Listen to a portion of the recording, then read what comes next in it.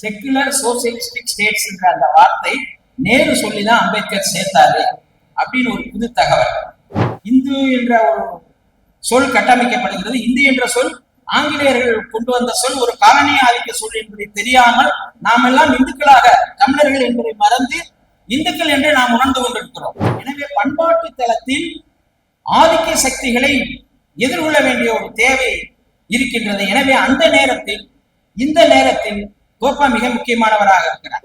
சங்க இலக்கியத்துல ஜாதின்ற சொல்லு உயிரினங்களை குறிக்க இருக்கிறது. நீர்வாழ் சாதி, பறவை சாதின்னு இருக்கு. மனித இனங்களை குறிக்கிறதுக்கு ஜாதி இல்லை. இந்த தமிழ் அறிவு மரபில் 8 ஒரு காலத்துல பூர்வீகமா இருந்திருக்கு. 9 10 அடுத்து வந்திருக்கின்றார்.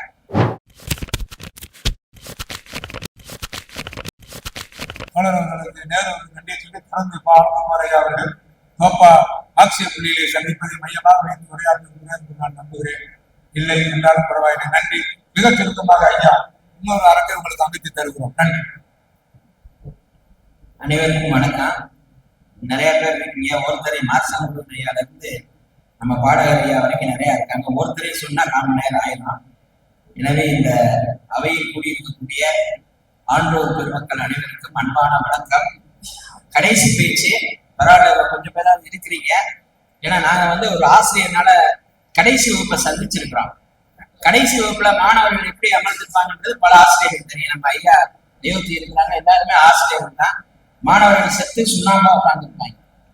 அது மாதிரியான ஒரு சூழ்நிலையில விரிவான பல கருத்துக்களை சொல்லாமல் தோப்பாவை போல் அவருடைய எழுத்துக்கள் எல்லாமே நறுக்கு தெரிச்ச மாதிரி, கைக்கு கவிதை மாதிரி, திருக்குறள் மாதிரி ரொம்ப சுருக்கமா இருக்கும். ஐயாவை பத்தி நம்ம விரிவாக கம்பராமாயணம் மாதிரி ஒரு 10,000 பாட்டுகள் சொல்லலாம். அதுக்கு நேரம் இல்லை.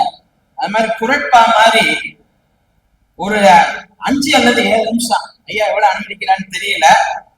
ஏன்னா எல்லாரும் சாப்பிடறோம்னா நேரம்லாம் ஆயிடுச்சு. ஒரு அதிகபட்சம் ஒரு 10 நிமிடத்துக்குள்ள ஐயாவை சொல்ல முடியுமான்னு தெரியல.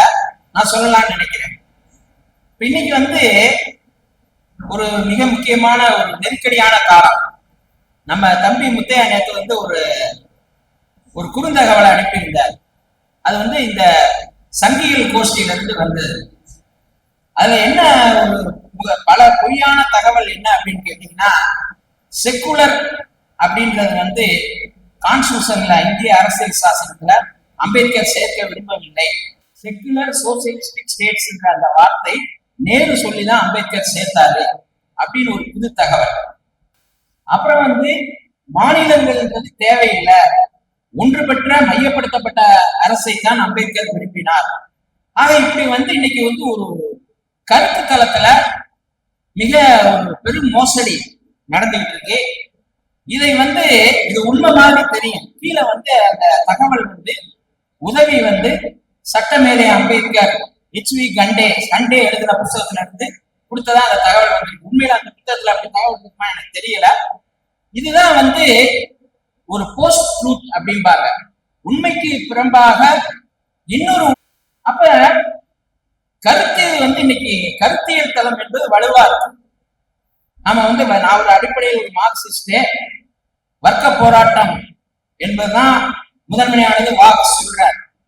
ஆனால் வர்க்க போராட்டத்தை நாம் ஒரு பொருளாதார தளத்தில், சமூக தளத்தில் எதிர்கொள்கின்ற அதே நேரத்தில் கருத்தியல் தளத்தில் நாம் போராட வேண்டிய ஒரு தேவை இருக்கு. இதை பத்தி நீங்க இத்தாலிய மார்க்சிய சிந்தனையாளர் கிராம்ஸ்கி சொல்லுவார். ஒரு அரசுன்றது புரூட்டல் போர்ஸ், வன்முறையான ஒடுக்குமுறை சக்திகள், போலீஸ், சட்டம், நீதிமன்றம், இது மூலமா தான் ஒரு நாட்டை ஆளுகிறது என்று நினைக்காதீர்கள். அது கருத்துக்களின் வழியாக மக்களை ஊடுருவுகிறது என்று சொன்னார். ஏன்னா அவர் பல ஆண்டுகள் கம்யூனிஸ்ட் கட்சியை இத்தாலியில எழுப்ப முயற்சி பண்ணிட்டு கடைசியா அவர் ஒரு முடிவுக்கு வந்தார். கருத்துக்களினுடைய மேலாதிக்கம், ஹெஜமோனி. இந்த ஹெஜமோனின்றது மேலாதிக்கம் என்பது அது அரசியல் தளத்தில் ஒரு புரூட்டல் போர்ஸ் என்று சொல்லக்கூடிய வன்முறை கருவிகளினுடைய தளத்தில் மட்டுமல்ல, அது கருத்தியல் தளத்தில் மிக முக்கியமாக இருக்கிறது என்று சொன்னார்.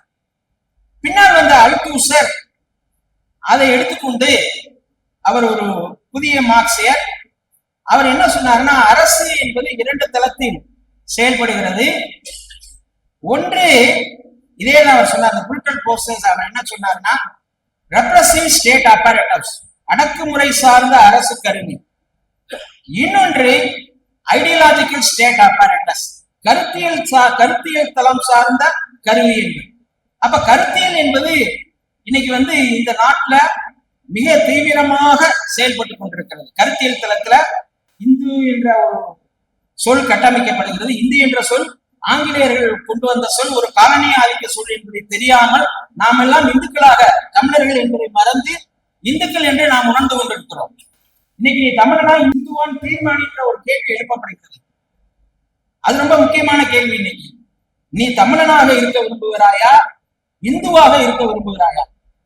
இது ரொம்ப முக்கியமான கேள்வி. ஆக இப்படியான ஒரு கருத்தியல் தளத்தில் மிக வேகமாக ஒரு ஒற்றைமைப்படுத்தலை நோக்கி இந்த அரசு நகர்ந்து கொண்டிருக்கக்கூடிய வேளையில் தோப்பன் மிக முக்கியமானவராக இருக்கிறார். ஏன் முக்கியமானவர் அப்படின்னா, இந்த கருத்தியல் தளத்தில் அவர் சனாதனத்திற்கு எதிரான, வைதீகத்திற்கு எதிராக, பார்ப்பனியத்திற்கு எதிராக ஒரு முக்கியமான குரலை எழுப்பியிருக்கிறார்.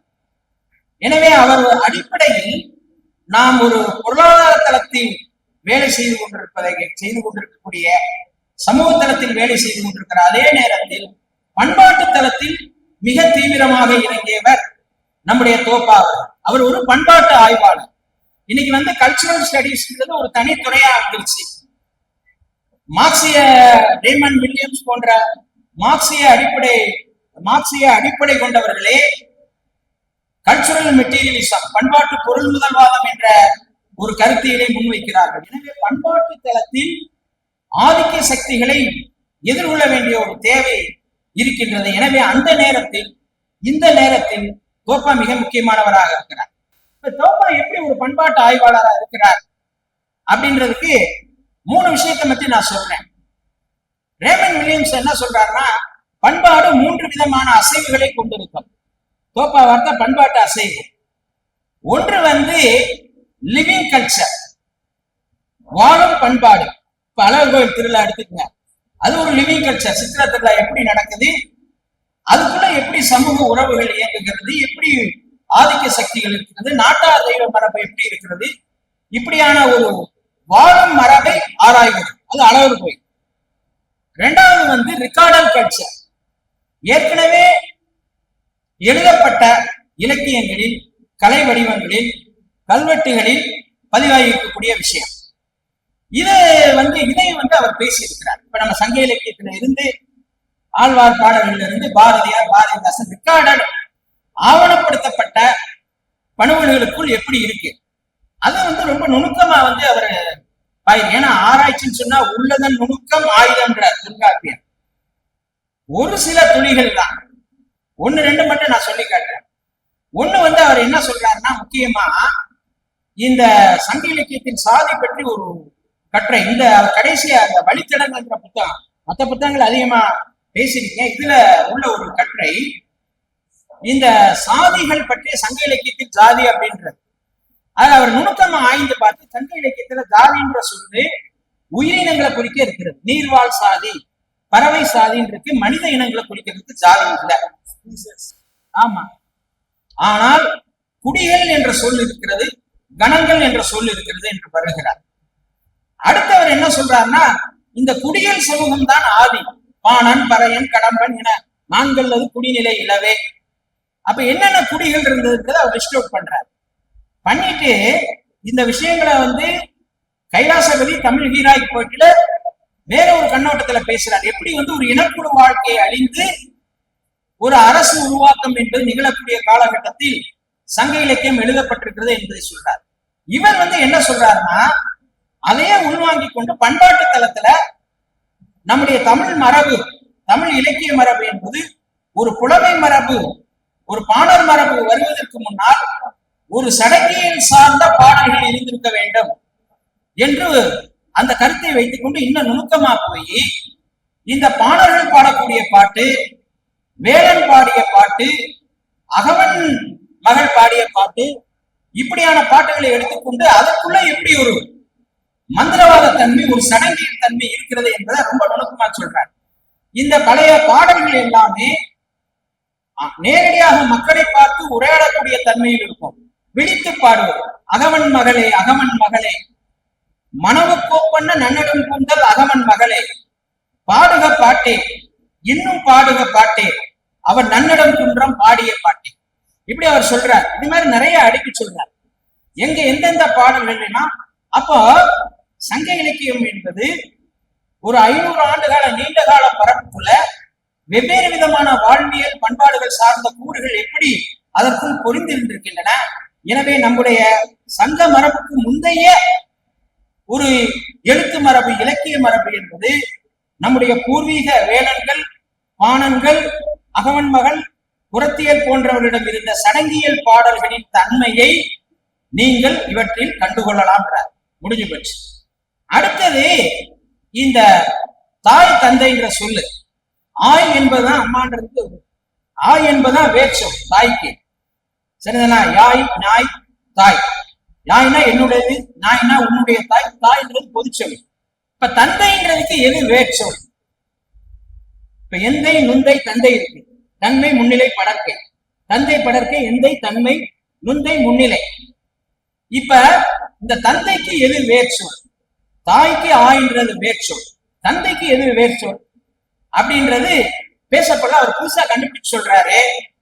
என்ன சொல்றாருன்னா, திருவிதாங்கூர் பகுதியில் இருக்கக்கூடிய ஒரு பழங்குடி சமூகத்தில் தந்தையை சொல்வதற்கு அந்தை என்ற ஒரு சொல் இருக்கிறதுன்னு சொல்றாரு. அந்தை. ஆய் எப்படி தாய்க்கு வேர் சொல்லோ அது போல தந்தை என்பதுதான் அந்தைக்கு வேர் சொல்றார். இது ரொம்ப முக்கியமானது. ஆக இப்படி நம்முடைய தமிழ் மரபுக்குள்ள இருக்கக்கூடிய அந்த பண்பாடுகள், பண்பாட்டு அசைவத்தை நான் ஏற்கனவே சொன்ன மாதிரி அந்த பதிவு ஆவணப்படுத்தப்பட்ட பண்பாடுகளை விளக்குகின்ற போது இதுக்குள்ள நுணுக்கமா எப்படி இந்த விஷயங்கள் சொல்லுக்குள்ள எப்படி பொதிஞ்சிருக்கு அப்படின்றத ஒரு சின்ன சொல்ல வச்சு விளக்குறார். நம்ம தொடர்படுத்தி பார்க்க மாட்டோம். அப்ப சங்க இலக்கியத்தை, எங்கேயோ இருக்கக்கூடிய சங்க இலக்கியத்தை நிகழ்கால ஒரு பண்பாட்டோட தொடர்படுத்தி சொல்றார். இது 3வது வகையான பண்பாட்டு அசைவு. ரேமன் வில்லியம் சொல்லும் போது நான் சொன்னேன், முதல்ல வாழும் பண்பாடு, லிவிங் கல்ச்சர், 2வது ரிகார்டட் கல்ச்சர், 3வது என்னன்னா வாழும் பண்பாட்டில் ஆவண பண்பாட்டு கூறுகள் எப்படி எஞ்சி இருக்கின்றன, இதை தொடர்படுத்தி பேசுறது.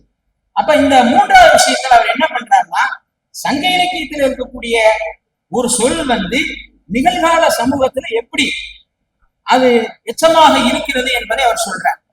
இதே மாதிரி 8 9 10 விஷயம். இந்த 9 10 ஏன் தொல்காப்பியருக்கே பிரிப்பு பிடிக்குது, ஏன் அவர் புணர்ச்சி விதிகள் சொல்றதுல சிரமப்படுறாரு அப்படின்னா, தமிழ் மரபுல 8ன்றதான் அடிப்படை. நம்முடைய தச்சர்கள், கொள்ளர்கள் எல்லாமே 8ன்றதான் வச்சிருந்திருக்காங்க. 8க்கு பிறகுதான் 9 10 புதுசா உருவாயிருக்கு அப்படின்றத நம்முடைய அறிவு மரபு இருக்குல்ல, நம்பி சொன்னார்ல, தமிழ்ல அறிவு மரபு, தமிழ் எபிஸ்டமாலஜி. இந்த தமிழ்ல அறிவு மரபில் 8ன்றதான் ஒரு காலத்துல பூர்வீகமா இருந்திருக்கு. 9 10 அடுத்து வந்திருக்கின்றார். இது மாதிரி நீங்க பாத்தீங்கன்னா, இந்த குளிரா குளிரா, குடின்ற சொல்ல அவர் எடுத்துக்கிறார். குடி, குடி நம்ம குடிக்கிறோம்ன்றான். ஆனா அவர் என்ன சொல்றாருன்னா, குடிக்கணும்ன்ற அந்த குடின்ற சொல்லு உடல் தூய்மை, நீராடுதல் தான் உண்மையிலே போய் குளிக்கிறது, ஆத்துல போய் நீராடுதல். எனவே குளித்தல் என்ற சொல் தான் குளித்தல் மாறி இருக்கு. அது இன்னைக்கு குளிர் சடங்கு, குளித்தல் சடங்கு யாழ்ப்பாணத்துல இருக்குன்னு போய் சொல்றாரு. அப்ப ஒரு பழைய பண்பாட்டுக்கான சரியான விளக்கத்தை ஒரு நிகழ் பண்பாட்டுல போய் தேடுறார். அப்ப குளிர்வித்தல் சடங்கு, குளித்தல் சடங்கு அங்க கண்ணையம்மன் குளிர்த்தி சடங்கு தான் இருக்கு யாழ்ப்பாணத்துல, மட்டக்களப்புல. அப்ப யாழ்ப்பாண வழக்குல இருக்கக்கூடிய குளித்தல் எடுத்துக்கொண்டு குளித்தல் கிடையாது, அதனுடைய பூர்வீகம் குளித்தல் அப்படின்னு சொல்றாரு. அப்புறம் நீராட்டு வேற, ஆராட்டு வேற. நம்ம நீராடலாம், ஆனா தெய்வ திருமேனிகளே ஆராடுறது. அப்ப கேரளத்துலதான் ஆராட்டு, சபரிமலை ஆராட்டு. அப்ப இந்த நம்ம வழக்கத்தை போய் அதுல கொண்டு போய் சேர்க்கிறாரு. இதுல மிக முக்கியமான ஒரு விஷயத்தை அவர் என்ன சொல்றாருன்னா, நம்முடைய பண்பாடு தமிழ் என்கிற சுயம் ஆரியம் என்கிற மற்றமையிலிருந்து எப்படி வித்தியாசப்படுகின்றத பல இடங்கள்ல அவர் அடிச்சு காலி பண்றாரு. இப்ப இதை சொல்லிக்கிட்டு போகும்போது என்ன சொல்றாருன்னா, நம்ம எல்லாமே நீர் சம்பந்தப்பட்டாங்க. கல்யாணம் ஆச்சுன்னா புது பெண்ணை நீராட்டுவாங்க, அலரி பூவை போட்டு. செத்தால நீராட்டுறது, நீர்மாலை எடுக்கிறது. ஆனால் ஆரிய பண்பாடு எல்லாமே நெருப்போட சம்பந்தப்பட்டது. நாம் நீர், அவர்கள் நெருப்பு. நமக்கு சம்பந்தமே கிடையாது. அப்ப ஆரிய பண்பாடு எப்படி நெருப்பை அடிப்படையாக கொண்டிருக்கிறதோ அதுபோல நம்முடைய பண்பாடு என்பது நீரை அடிப்படையாக கொண்டிருக்கிறது என்று சொல்கிறார். எனவே இந்த அடிப்படையில் அவருடைய விளக்கங்கள்லாம் ரொம்ப முக்கியமானது. இப்ப மதுரையினால ஒரு தகவலை சொல்றேன். மஞ்சனக்கார தெரு இந்த நீரோட சம்பந்தப்பட்டனால சொல்றேன். எனக்கே தெரியாது. நான் ஐயாத பல நேரம் போய் ஐயாவுடைய தொடர்பு 87ல இருந்து எனக்கு இருக்கு.